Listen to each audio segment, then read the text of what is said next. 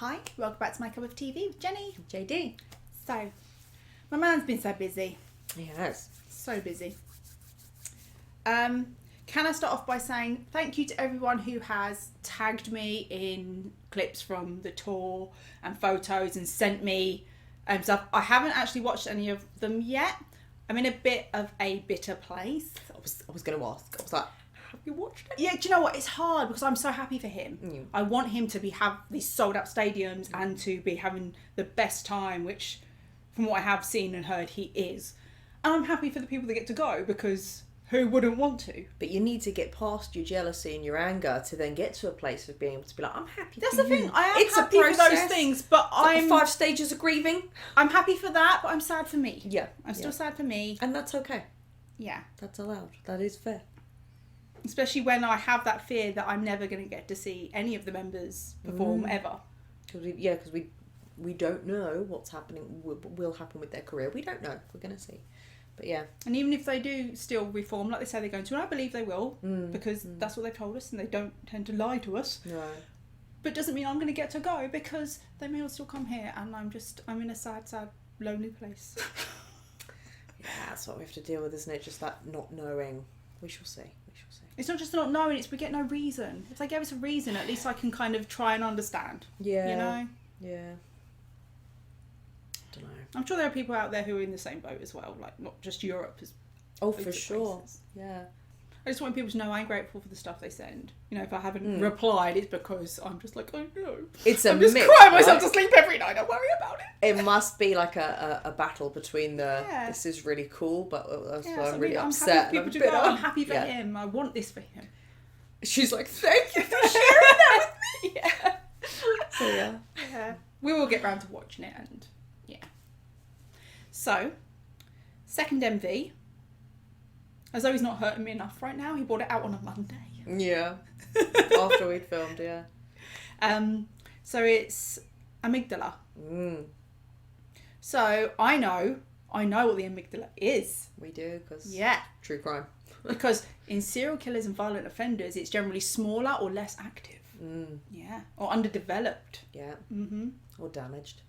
Yeah. From frontal lobe. Frontal lobe damage, yeah. Yeah. But it's interesting because is he going to be going into the concept of like control center of the brain of like you know, controlling your impulses and like what's that going to be? Because so although this is the second MV release from this album, this is the third in what he has said is the trilogy of the Jitar, Hegum, and then Amygdala. Yeah. So I'm gonna be really intrigued to hear how he pronounces that word. I think it's going to be really fascinating. Is it even in the song though? This is it, because sometimes they're not. Yeah. So he might be talking about loss of control or whatever, but and then the name of the song is the concept of what it's about. But he may not even say it. But sometimes I'll hear words and I'll be like, I want to hear you say that. Yeah. I just, I just think it's going to sound so cool to hear it in their accent. I know what you mean. Sometimes they'll say a certain word and you're like, oh, I needed to hear that in your voice. Yeah. It's like whenever they do speak English. We like it with their accent. Yeah. Because we've heard the word amygdala so often because we listen and we like true crime. So, but I've never heard those words be spoken in a Korean accent before. No. I didn't know I needed that. Now I do.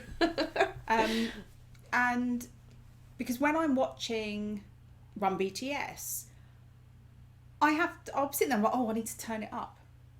It doesn't matter that I can hear what they're saying because I have to read the subs anyway, but I like to be able to hear their voices even if I don't understand it. Yeah.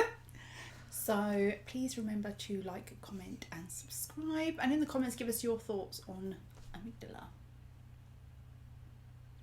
So before we go into this, I haven't seen anything of it, so that's good. As in I've just seen like the thumbnail on YouTube, but I've not yet.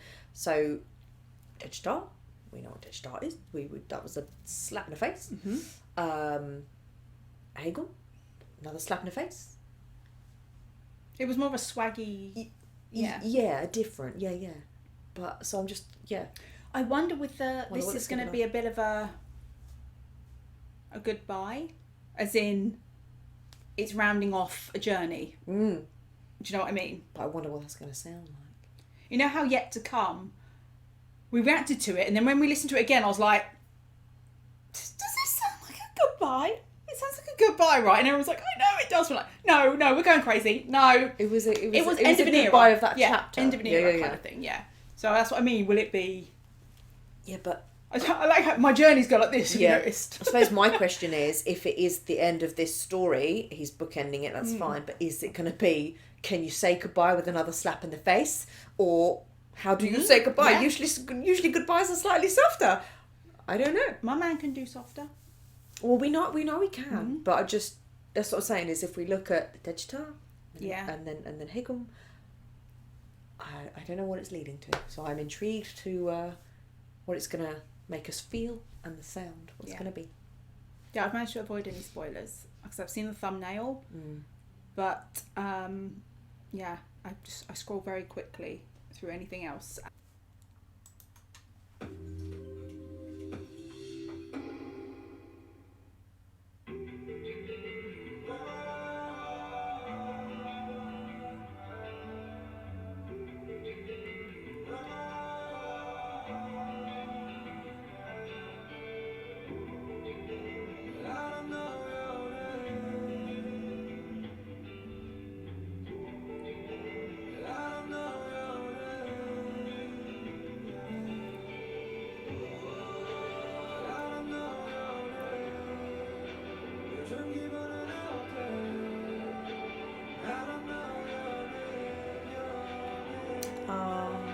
He used to have that job. Yeah.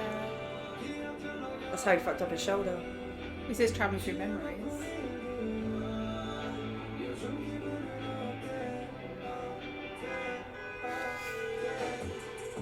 Ooh.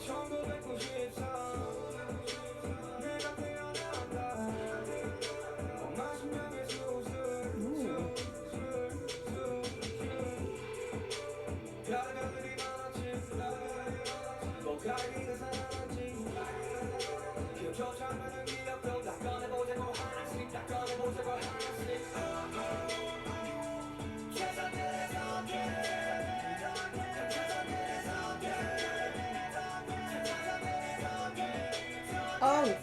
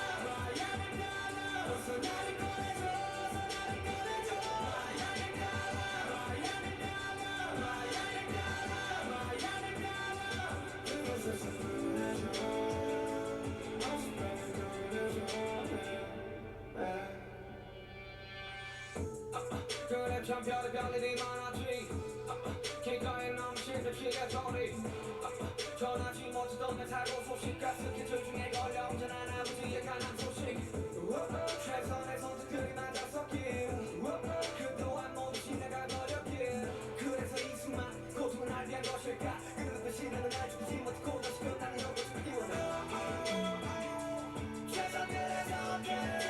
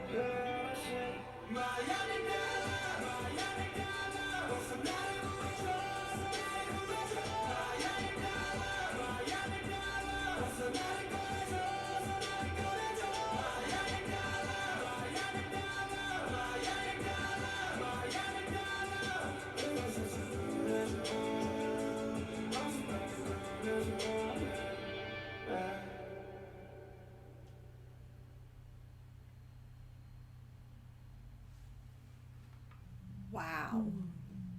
That was really sad.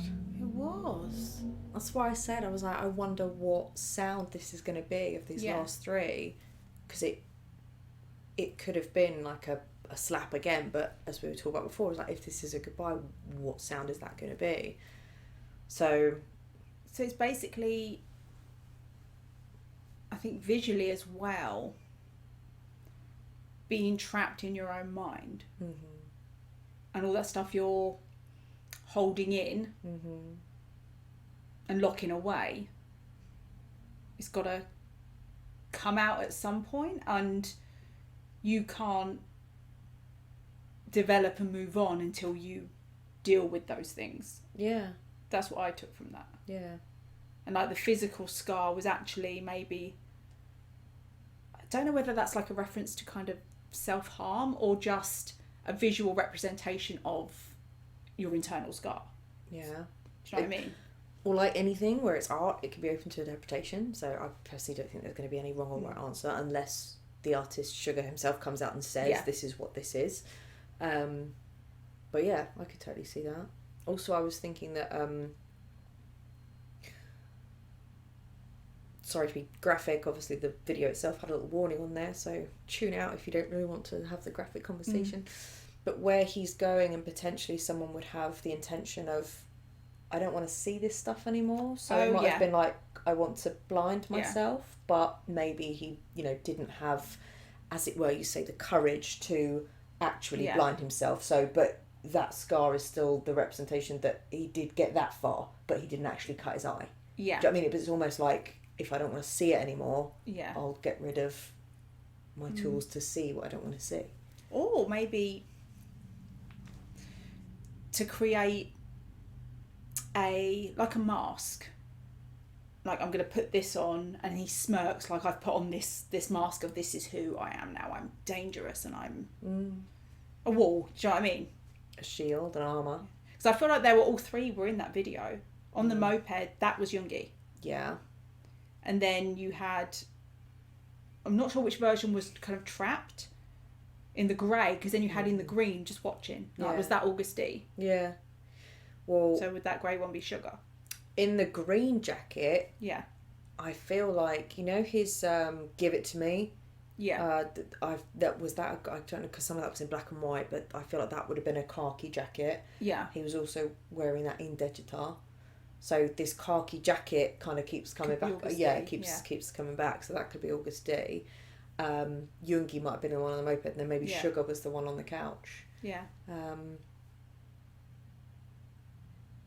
But yeah, I mean, he has spoken before about his struggles with his mental health, and how his family. No, I don't want to say that his family didn't accept that at first or didn't support him, but what was interesting there is I think we learned that maybe his family wouldn't have had the option to support him because maybe he didn't talk about it. Maybe, yeah. So he would have been going through it alone if he hadn't told them, because by the looks of if there was a lot happening at that time, he might have been thinking, well, they've got enough to deal with on their plate. Yeah. I can just, I'll carry the load, I'll do this, on my own, and then, like, shutting it. Well, there was also the pills. He has, I don't know if he's referenced attempts to suicide, but he has referenced being in very dark places before. See, I didn't take it in that way. I took it as, it could be medication, painkillers, maybe. Yeah. Either antidepressants with the accident. Yeah. Or that just the idea of numbing pain. Yeah. Or staying awake. Could we know be. he's a workaholic. Yeah. And maybe when he was younger, it was much more of a I must work, whereas now I feel like it's more of a I'm not even tired, I'm going to do some more work. He's a more balanced. Yeah. Well, I think he, throughout his career, at some point with BTS, it got to a point where they could, and I hope anyway, obviously I'm not going to talk like I fully know them, but it was probably like at a point where they'd proven themselves enough that they were then working and writing and doing projects that they wanted. But before that, there was a sense of urgency and hunger and absolute got to prove yourself and clawing through no matter what. but then they got to a point where they were like, and again it would be Jung, he works because he's always writing lyrics, he always says that, goes anywhere without his laptop because he likes to work. So then maybe it got to a point where he could work because he enjoyed it, a bit more freedom, because he has said different lives and stuff that even if he wasn't in BTS or whatever, he would, even if they disbanded, whatever, he'd always want to be included, involved in making music, so even behind the scenes. So I think he would do that anyway. But yeah, I see what you're saying about, I think it probably got to a point where now they don't have to, and the urgency and the desperation is gone, but now he can. Yeah. And it's interesting because sometimes people, like, have you ever had it where people are going and going and going in almost like a survival mode, and it's not until you then take a break that you then get ill, because then all of a sudden you take the breath and then you go, oh my goodness, and then all of a sudden you feel the weight of everything that you've been shutting out, and so that kind of gives that impression as well. I know that physically I'm someone that I will keep going and going, stuff I've got to do, and I'll start to get run down, and I know what's going to happen, but I can't stop until I get sick and crash. So there's so much cope. He kept repeating the line, I don't know your name. So like I said, the things you lock away, it's a bit like I've forgotten who I am because I'm pushing so much away that actually who am I? Do you know what I mean? Because and I think that's all of our question. Experiences change who we are in some, even if the smallest thing, it changes who we are along the way. So if you don't let yourself experience them or go through the motions, even if it's a traumatic experience, if you don't go through the healing process, you're not the same person as if you had gone through it. Yeah. And I think it's interesting because he's got Sugar of BTS, August D, Minyoongi, and then it's almost kind of like he's been cultivating and creating these personas, but now, and there's almost like we're tying in what we were just saying, is when you get the chance to have a break with this solo stuff now, maybe now he's asking that question, well, who am I? If I'm not this anymore and I'm not this, I'm going to take it, like, who am I? I'm about to go to the military, but hang on a minute, which one of these 3 people or 4 people, or who am I? Am I actually, who am I without all this? And it's a very valid question to ask. It's like, what's the word? Compartmentalisation, of different personas to deal with different aspects of your life. J-Hope touched on that as well, didn't he? When in his little shoebox in his brain. So I think it's perfectly valid that in a time of reflection rest as well, some rest, and then some they have the freedom to do what they want as solo artists, that he is all of them reflecting, who am I without this, now that I'm not that, who am I, things like that. And as you say, part of the healing would be revisiting old wounds or scars or bad memories that he hasn't maybe had the space to. Have you ever allow yourself? Because some people say, I don't have the time to, and I'm not saying he would, but people say, I don't have the time to crumble because I don't have the space or the time to pick myself back up because people are relying on me. So now maybe he has the space and the time to ask those questions. And again, as always has been part of his personal therapy outlet is writing into his music. So maybe he's just allowing himself the space and time to crumble a little bit. And piece himself back together. His shoulder is a perfect example. He didn't get it fixed. He had that before he had it fixed. And he talks about, he said his mum had heart surgery, his dad had liver cancer. That's really a lot to be dealing with, especially we don't know when those happened, but his dad's one, he said he got the call at work. So imagine all of that pressure of what they do and people relying on you. I say you can't just leave and be there with your dad. We would fully understand if he had. But there's always going to be a part of you as well, can I? Because I don't want to let people down. We've got constant and then they've got to go on stage and have a happy face. Wow. And the powerlessness of anyone being sick. That's out of your control, no matter what you do, no matter how much money you've got. I thought the cinematography was really good, really interesting. The use of, obviously in that room, which we're assuming is a representation of him being trapped in his mind, was all grey, and how the floor was then becoming more and more vertical the closer he was getting to it.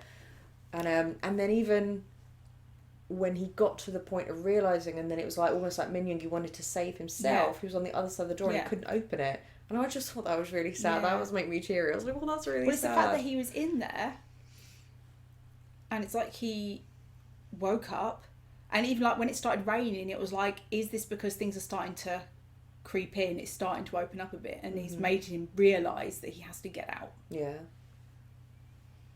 Or is the water also representation for maybe the Yoongi on the scooter? Have you ever had it where you like splash your face with water to wake up? Yeah. So I don't know if sometimes you're like, oh. Or cleansing. Yeah. So maybe he was like, oh no, wake up, Yeah. snap out of it, go and help and I've got to help myself. Yeah. Which is empowering in a way. If he's like, look, I've got to help myself. Tell you what though, if we're going with in the green is August D, and he was almost sat back, leaning back, smirking, just watching it unfold. Mm-hmm. That must be then the dark thoughts. You know, almost in the like, you can't do this. Yeah. You're not gonna. You know that. Well, also Because August D is often like his aggression. Yeah, I but feel. August D also has the shall we say the comfortable position of not being there all the time. Sugar or Yoongi pulls out August D when he wants to. Yeah. When there's album releases, when he wants to perform a track. Yeah. So August D is almost like in this really privileged position of like, I can sit in the fucking background and I don't have to worry about what's happening on the surface because it don't affect me because you only pull me out when you need me. And I'm like, so I can sit back and eat popcorn and watch it, which is kind of evil. But yet Min Yoongi is like, he's always there. Yeah. And then Sugar was probably their bigger part or for longer than August D. Do you know what I mean? So I almost felt it was like August D could sit back and it was like, because this doesn't really affect... Yeah. Not that it doesn't affect me, but he's in the most privileged position to choose when he's coming out rather than having to be there constantly. Whereas Yoongi's the one that he always is. And then Sugar was there for the predominant amount of time through BTS. Then you can understand why you'd have these, say, alter egos.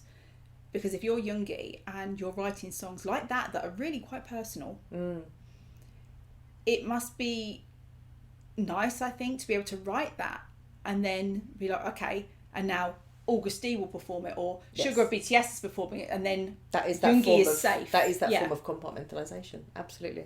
And a lot of artists do that.